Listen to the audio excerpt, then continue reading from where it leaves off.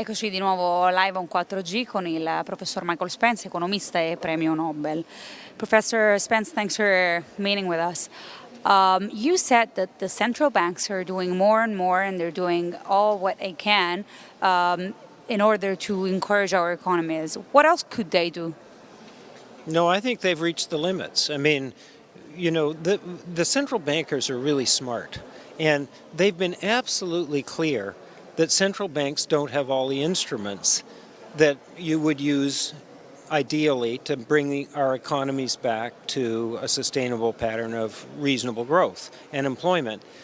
They have some of the instruments, and they've used them because the other instruments aren't being used by governments that are gridlocked in a variety of ways. And it's even more complicated in the European structure. So I think the ECB still has some room to be more aggressive. The general conclusion in America is that the Federal Reserve has pretty much done what it can, and that we're getting into the territory where a very long period of low interest rates might cause our economy to start getting dependent on leverage again, and it might not be a good idea.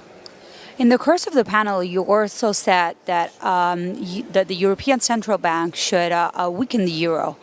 But I was wondering, is the biggest Italian problem really a monetary problem, or should something else change, including, you know, bad habits in terms of economics or corruption?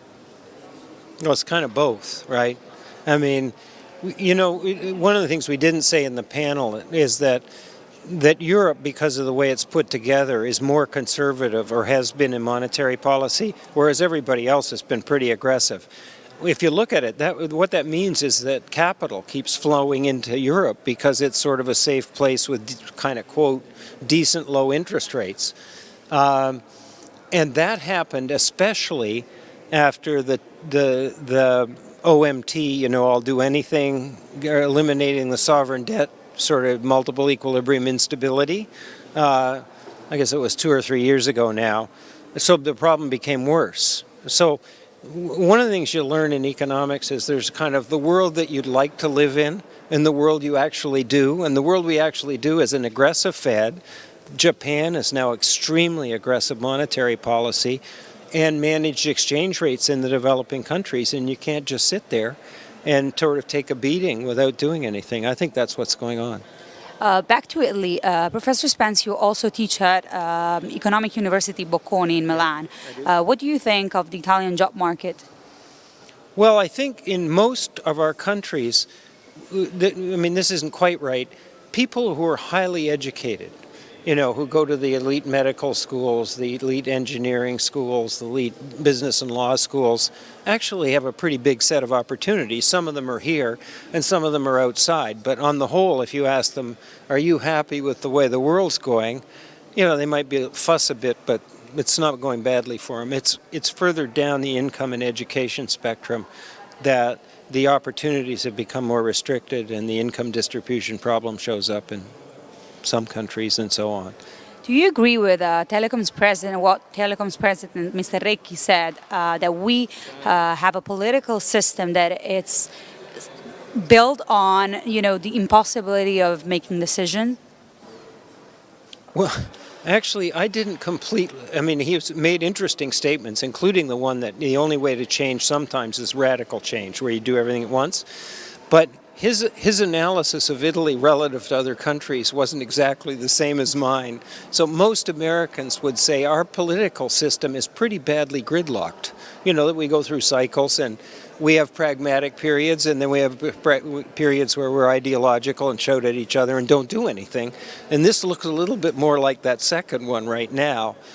I mean, all big changes in democratic structures require leadership and are hard. And that doesn't mean we're going to abandon democracies, you know, just because it's hard.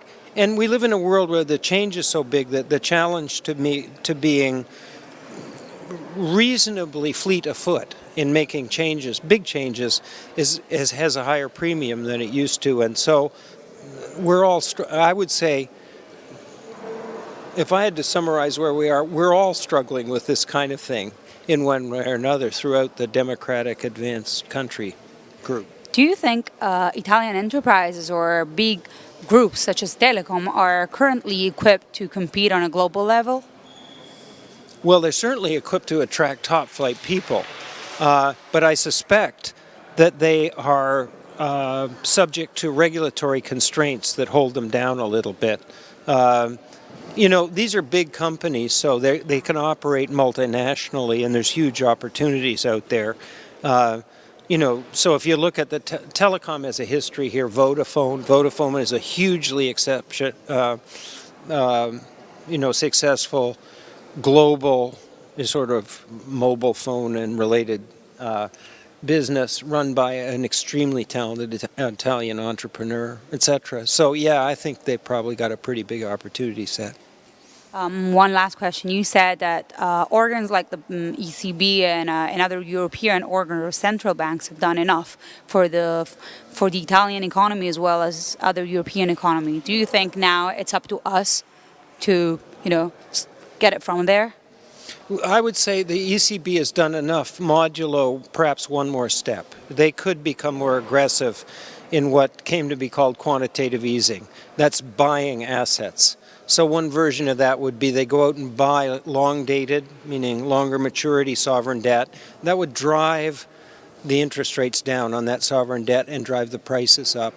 And then it's sort of too complicated what's supposed to happen then. But so they have one more step in terms of aggressiveness that they haven't yet taken.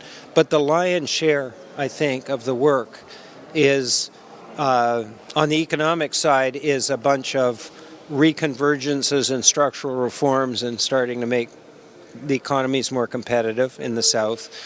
And those two things go together. And on the political side, I mean, you know, things are fraying a little bit at the edges in the European Union. And so there's some serious political work to do too. Professor Spence, thank you for your time. Thank you very much. Bye. Enjoyed it. Bye. Ciao.